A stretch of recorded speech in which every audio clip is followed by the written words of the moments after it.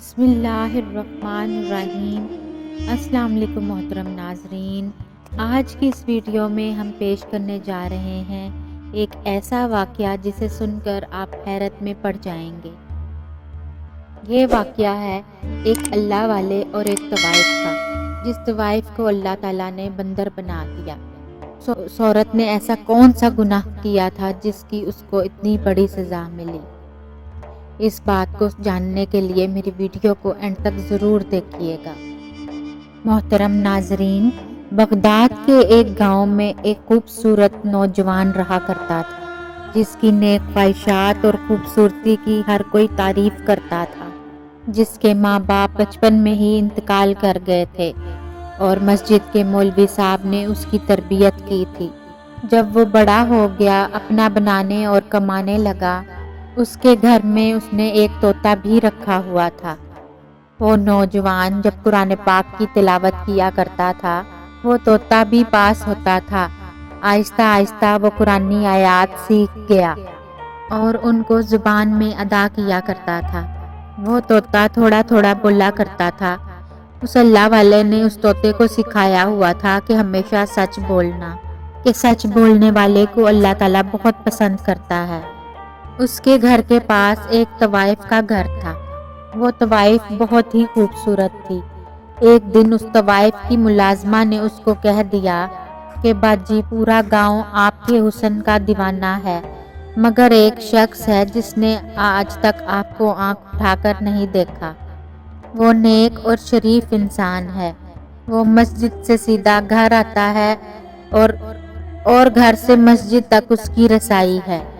وہ طوائف کہنے لگی، یہ کیسے ہو سکتا ہے کہ بڑے بڑے شریف بھی مجھے دیکھ کر اپنی شرافت کو بھول جاتے ہیں، گناہ کر بیٹھتے ہیں کہ کون سا اتنا عالم و حافظ ہے جو مجھے نہیں دیکھتا۔ اس کی ملازمہ نے کہا، آپ چاہو تو آزما کر دیکھ لو۔ اس نے کہا، ٹھیک ہے۔ اب اس طوائف نے اپنا بھیس بدلا اور ایک شریف لڑکی کے کپڑے پہن کر مسجد کے دروازے کے آگے بیٹھ گئی، تاکہ جب بھی وہ لڑکا آئے تو اس کو کسی نہ کسی بہانے سے بلائے اور بہکا سکے۔ وہ لڑکا جب بھی نماز پڑھنے آتا اور نظر جھکا کے مسجد سے باہر آتا، نظر جھکا کر واپس اپنے گھر کو چلا جاتا۔ بات کرنا تو بہت دور کی بات تھی۔ اس طرح کئی دن گزر گئے۔ اس لڑکے نے ایک دفعہ بھی اس لڑکی کو آنکھ اٹھا کر نہیں دیکھا۔ ایک دن وہ بیمار ہو کر زمین پر گر گئی۔ جب اس نیک شخص نے اس لڑکی کو زمین پر گرے ہوئے دیکھا تو اس نوجوان نے سب سے پوچھا کہ یہ لڑکی کون ہے؟ وہاں کھڑے ہر انسان نے کہا کہ اس لڑکی کو ہم نہیں جانتے، کیونکہ اس طوائف نے اپنا بھیس بدلا ہوا تھا۔ وہاں کھڑے لوگوں نے کہا، یہ کسی غریب گھر کی لڑکی معلوم ہوتی ہے۔ اس اللہ والے نوجوان نے کہا، اس کو اٹھائیں اور میرے گھر پر پہنچا دیں۔ اس کو اٹھا کر اس کے گھر میں لایا گیا اور وہ لڑکی خوش ہو گئی کہ میرا تو کام ہو گیا، میرا پہلا وار کامیاب ہو گیا۔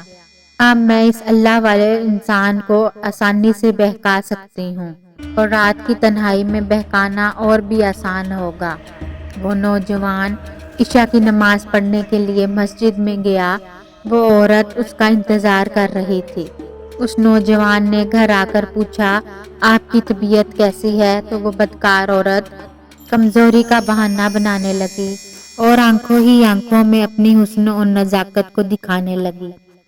اس بدکار عورت نے ہر طرح سے تیر چلائے، مگر وہ اس نیک نوجوان کو اپنے جال میں پھنسانے سے ناکام رہی۔ وہ تھک ہار کر لیٹ گئی اور سوچنے لگی، ایک بوڑھا بھی ہوتا تو میرے پیچھے آ جاتا۔ یہ پتہ نہیں کس مٹی کا بنا ہوا ہے کہ میرا کوئی بھی اشارہ نہیں سمجھ رہا۔ اس اللہ والے نوجوان نے اس سے پوچھا کہ آپ کا اس دنیا میں کون ہے؟ ماں باپ کہاں ہیں؟ آپ کا گھر کہاں ہے؟ اس نے کہا کہ پوری دنیا میں میرا کوئی نہیں ہے، اور وہ یہ کہہ کر رونا شروع ہو گئی۔ اس اللہ والے نوجوان نے جب یہ سنا تو اس کو بہت دکھ ہوا اور وہ کہنے لگا کہ آپ میرے لیے ایک غیر محرم ہیں، آپ کا میرے ساتھ رہنا ٹھیک نہیں ہے۔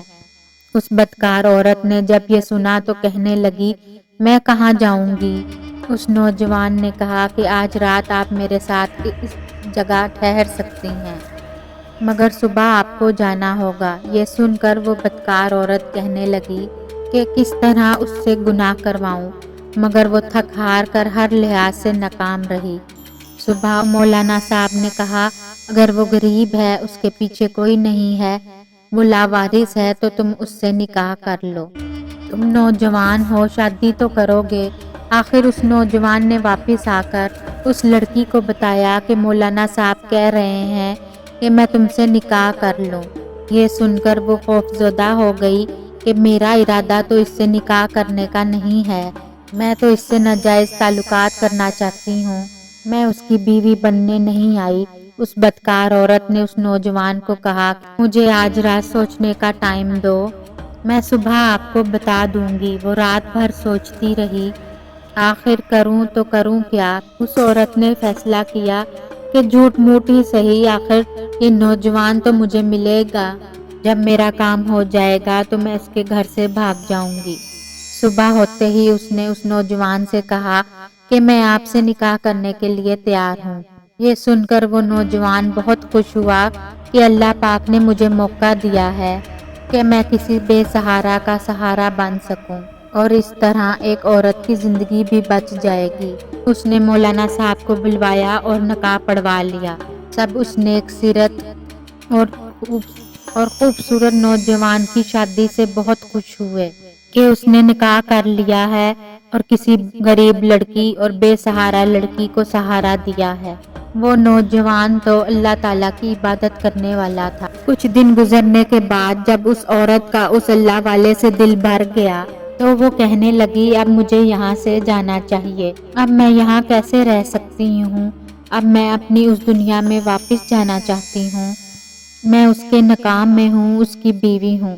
اس نے اپنی ملازمہ کو پیغام بھیجا کہ میں یہاں سے نکلنا چاہتی ہوں، کوئی بندوبست کرو۔ وہ ملازمہ اس کے پاس آئی اور کہنے لگی کہ اب آپ اس کی بیوی بن چکی ہیں، یہاں سے کیسے نکلیں گی؟ آپ نے ایسا کیوں کیا تھا؟ اس بدکار عورت نے کہا کہ میں اس کی خوبصورتی میں اتنی پاگل ہو چکی تھی کہ میں کسی طریقے سے اپنا کام کروانا چاہتی تھی، یہ تو مجھے دیکھتا بھی نہیں تھا، تو پھر میں اور کیا کرتی؟ مجھے مجبوراً اس سے نکاح کروانا پڑا، مگر اب یہ مجھے پسند نہیں، میں یہاں سے نکلنا چاہتی ہوں۔ اس ملازمہ نے اس سے کہا کہ آپ ایسا کریں کہ آپ اس سے طلاق لے لیں۔ وہ کہنے لگی، نہیں، میں اس سے طلاق نہیں لے سکتی، وہ بہت اچھا انسان ہے، وہ مجھے کبھی بھی طلاق نہیں دے گا۔ وہ بدکار عورت بولنے لگی، مجھے اتنا شریف انسان نہیں چاہیے، کیوں نہ میں ایسا کروں کہ میں اسے مار دیتی ہوں، اور اپنی کوٹھے والی زندگی کو یاد کرنے لگی، جہاں ہر روز امیر امیر لوگ میرے ہاں آیا کرتے تھے، میرے اوپر ہزاروں دینار نچھاور کیا کرتے تھے، مجھے اس کے ساتھ نہیں رہنا، تم مجھے زہر لا دو، میں اس کو مار دوں گی۔ جب ملازمہ نے یہ سنا تو وہ زہر کا انتظام کرنے کے لیے چلی گئی اور اس ملازمہ نے اس کو زہر لا کر دے دیا۔ جب رات کو وہ اللہ والا اپنے گھر آیا، وہ بدکار عورت سج سنور کر اس کے سامنے آئی اور کہنے لگی، میں آپ کے لیے کھانا لے کر آتی ہوں۔ جب وہ کھانا لینے گئی تو اس نے اس کے کھانے میں زہر ملا دیا۔ اب وہ جو طوطا اس کے گھر میں رہتا تھا، ہر وقت موجود تھا، وہ یہ سب دیکھ رہا تھا۔ اس طوطے نے چیخنا چلانا شروع کر دیا، بچاؤ بچاؤ۔ وہ اللہ والا نوجوان اس کے پاس آیا اور کہنے لگا، آج تم اتنا کیوں چیخ رہے ہو؟ وہ طوطا پھر بولنے لگا، بچاؤ بچاؤ۔ وہ نوجوان شخص اس کی یہ بات سن کر بہت حیران ہوا۔ اس نے کھانا کھایا اور کھانا کھا کر اس نے اپنی بیوی سے کہا کہ میں سونے کے لیے جا رہا ہوں، مجھے رات کو تہجد کے لیے اٹھنا ہے۔ جب آدھی رات کا وقت ہوا، اس کو درد ہونا شروع ہو گیا۔ اس نے اپنی بیوی سے کہا کہ میرے پیٹ میں بہت درد ہے، مجھے ایسا لگ رہا ہے کہ میرے پیٹ میں کوئی چھریاں چلا رہا ہے۔ وہ بدکار عورت کہنے لگی، مجھے لگتا ہے آپ نے کوئی الٹی سیدھی چیز کھا لی ہے۔ اس اللہ والے نوجوان نے کہا، میرا وقت قریب آ چکا ہے، تم ایسا کرو کہ مولانا صاحب کو بلا لو۔ پر وہ بدکار عورت کہاں مولانا صاحب کو بلاتی، وہ اس کمرے سے باہر نکل گئی اور اس کے سامنے اس کا شوہر تڑپ تڑپ کر مر گیا۔ اس بدکار عورت کو ذرا رحم نہ آیا۔ اس اللہ والے نے مرتے وقت کلمہ شریف پڑھا اور اس کی جان نکل گئی، اور وہاں طوطا چلا رہا تھا بچاؤ بچاؤ، تو اس بدکار عورت نے اس طوطے سے کہا چپ ہو جاؤ ورنہ تیرا بھی گلا گھونٹ دوں گی۔ اس نے اپنی ملازمہ کو پیغام بھیجا جلدی سے یہاں آؤ۔ اس کی ملازمہ یہاں آئی۔ ان دونوں نے مل کر گھر کے صحن میں ایک گھڑا کھودا اور اس کو اس گھڑے میں دفن کر دیا۔ وہ دل ہی دل میں خوش تھی کہ میری اس آدمی سے جان چھوٹ گئی، اب میں آزاد ہوں۔ اس کے بعد وہ پھر اپنی طوائف خانے میں دوبارہ چلی گئی اور پھر وہیں زناکاری میں لگ گئی۔ محترم ناظرین، اللہ پاک نے اس کو ایک اچھی زندگی دی۔ اگر وہ چاہتی اپنے گناہوں سے توبہ کر سکتی تھی، اپنے شوہر کی طرح نیک اور پرہیزگار بن سکتی تھی، اگر وہ چاہتی تو اپنی آخرت سنوار سکتی تھی، مگر اس نے اپنے ہاتھوں سے اپنی دنیا اور آخرت برباد کر دی، بلکہ اپنے ہاتھوں سے اپنے شوہر کو زہر دے کر اس کا قتل بھی کر دیا۔ وہ عورت بدکار بھی تھی، طوائف بھی تھی، مگر ایک قاتل بن چکی تھی۔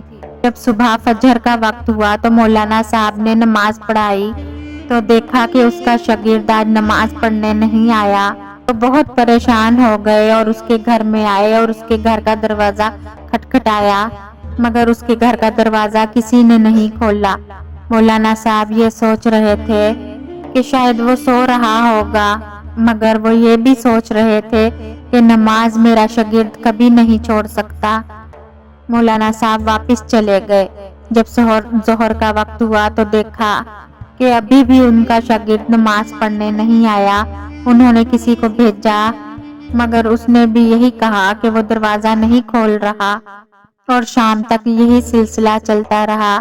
عشاء کے بعد مولانا صاحب نے سوچا کہ مجھے خود جانا چاہیے۔ مولانا صاحب خود گئے اور دروازہ کھٹکھٹایا، مگر اب کی بار بھی کوئی نہ آیا، اور اندر سے طوطے کی چیخنے کی آواز آ رہی تھی، بچاؤ بچاؤ۔ مولانا صاحب سمجھ گئے کہ کچھ تو گڑبڑ ہے۔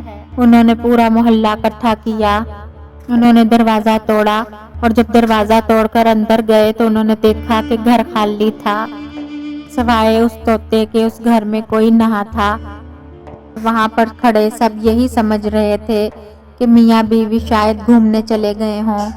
رات کو جب تہجد کا وقت ہوا تو مولانا صاحب کو بے چینی ہونا شروع ہو گئی۔ انہوں نے اپنی بیوی سے کہا کہ مجھے ایسا لگتا ہے کہ میرا شاگرد مصیبت میں ہے، وہ کسی نہ کسی پریشانی میں ہے۔ ان کی بیوی نے کہا نہیں نہیں، ان کی نئی شادی ہوئی ہے، ہو سکتا ہے دونوں میاں بیوی کہیں باہر گھومنے گئے ہوں۔ مولانا صاحب نے کہا وہ مجھے بنا بتائے کہیں بھی نہیں جا سکتا۔ تو ان کی بیوی نے کہا آپ پریشان نہ ہوں اور سو جائیں۔ مولانا صاحب اپنے بستر پر گئے اور سو گئے۔ مولانا صاحب نے اپنے خواب میں دیکھا کہ ان کا شاگرد رو رہا ہے اور ان کے کپڑوں پر خون لگا ہوا ہے۔ مولانا صاحب اٹھے اور اپنا خواب اپنی بیوی سے بیان کیا۔ ان کی بیوی نے کہا آپ بار بار ایسا سوچ رہے ہیں، اس لیے آپ کو خواب بھی ایسے ہی آ رہے ہیں۔ مولانا صاحب نے پھر دوسری رات اور تیسری رات بھی یہی خواب دیکھا۔ انہوں نے دیکھا کہ ان کا شاگرد انہی کپڑوں میں خون سے لت پت ہے اور رو رہا ہے۔ مولانا صاحب نے اٹھ کر وضو کیا اور انہوں نے پڑھائی شروع کر دی۔ مولانا صاحب جیسے جیسے پڑھائی پڑھتے گئے، جیسے جیسے قرآنی آیت پڑھتے گئے، ویسے ویسے ان کا راز کھلتا جا رہا تھا، اور ان کو بتایا گیا کہ گھر کے صحن میں جا کر دیکھو۔ مولانا صاحب پریشان ہو گئے کہ مجھے گھر کے صحن کا اشارہ کیوں کیا گیا۔ صبح ہوتے ہی مولانا صاحب محلے والے کچھ لوگوں کو لے کر اس اللہ والے نوجوان کے گھر داخل ہوئے، اور طوطا ان کو دیکھ کر پھر سے چلانا شروع ہو گیا۔ جب صحن کے فرش کو کھودا گیا کہ وہ تڑپ کر رہ گئے، وہ کیسے سوچ سکتے تھے کہ ان کا پیارا شاگرد ان کو اس حالت میں ملے گا۔ ان کو کفن بھی نہیں دیا گیا تھا۔ کون ظالم ہے جس کو انہوں نے قتل کر دیا، اس طرح دفن کر دیا۔ مگر اللہ تعالیٰ کی قدرت دیکھیے کہ ان کی لاش ایسے تھی کہ جیسے ان کو ابھی ابھی دفن کیا گیا ہو۔ ان کے چہرے سے نور چمک رہا تھا۔ مولانا صاحب نے ان کو دیکھتے ہی اپنا سر پکڑ لیا اور نیچے زمین پر بیٹھ کر رونے لگے۔ مولانا صاحب نے دیکھا کہ اس کی بیوی یہاں پر موجود نہیں ہے۔ انہوں نے سب سے پہلے اپنے شاگرد کی تدفین کی، اس کا جنازہ پڑھایا، اور سب لوگ اس بات سے پریشان تھے کہ آخر اس نوجوان کو کس نے مارا، اس کا قاتل کون ہے۔ مولانا صاحب اس کے گھر میں آئے اور اپنے شاگرد کو یاد کرتے ہوئے رونے لگے۔ ان کی درد بھری آواز یہاں پر طوطا بہت خاموشی سے سن رہا تھا۔ ایسا لگ رہا تھا کہ وہ طوطا زندگی بھر اب کبھی نہیں بول پائے گا، مگر اللہ پاک نے اس طوطے کو بولنے کی توفیق عطا فرمائی، اور طوطا بولنے لگا اور کہنے لگا، وہ عورت طوائف تھی، بدکار تھی، وہ عورت اس سے زنا کرنا چاہتی تھی، وہ عورت ایک چال کے ذریعے یہاں آئی تھی، وہ بھیس بدل کر یہاں آئی تھی، اس نے سب کو یہاں بے وقوف بنایا۔ اس نے اللہ والے نوجوان سے نکاح کیا، اور جب اس کا دل بھر گیا تو اس نے اس اللہ والے نوجوان کو زہر دے کر مار دیا۔ وہ دوبارہ زناکاری اور بدکاری کے لیے اپنے کوٹھے پر چلی گئی ہے۔ اتنا بتا کر طوطا خاموش ہو گیا۔ مولانا صاحب اس طوطے کو لے کر اپنے گھر میں چلے گئے اور اس طوطے کو اپنے گھر میں رکھ لیا۔ مولانا صاحب چند لوگوں کے ساتھ اس بدکار عورت کے کوٹھے پر گئے۔ مولانا صاحب اس کے گھر جا کر غصے سے چلا رہے تھے، اس طرح اس عورت کو قتل کر دیں گے۔ وہ اس کو بول رہے تھے کہ باہر آؤ۔ مولانا صاحب اندر نہیں جانا چاہتے تھے۔ مولانا صاحب کی آواز سن کر اس بدکار عورت کی ملازمہ روتی ہوئی باہر آئی، اور اس ملازمہ نے کہا، آپ اس نیک نوجوان کے استاد ہیں؟ مولانا صاحب نے کہا، ہاں میں اس کا استاد بھی ہوں، اس کا باپ بھی ہوں۔ تم باہر بلاؤ اس طوائف کو، اس بدکار عورت کو جس نے میرے بیٹے کے ساتھ اتنا ظلم کیا۔ اس ملازمہ نے کہا کہ اس کو اپنے کیے کی سزا اس دنیا میں ہی مل چکی ہے۔ جس رات وہ اپنے شوہر کو مار کر اس بدکاری کے اڈے میں آئی، وہ بہت خوش تھی اور تیار ہو کر بدکاری کے لیے نکل رہی تھی کہ ایک دم اس کا جسم بدلنا شروع ہو گیا، اور دیکھتے ہی دیکھتے اس کی شکل ایک بندر میں تبدیل ہو گئی، اور اس کو ہم نے ایک کمرے میں قید کر دیا ہے، کیونکہ اس کا چہرہ دیکھ کر ہم کو خوف آتا ہے۔ اس اللہ والے نوجوان کے ساتھ اس نے جو بھی کیا، اور اس میں بھی شامل تھی، آہستہ آہستہ میرا بھی چہرہ بدل رہا ہے۔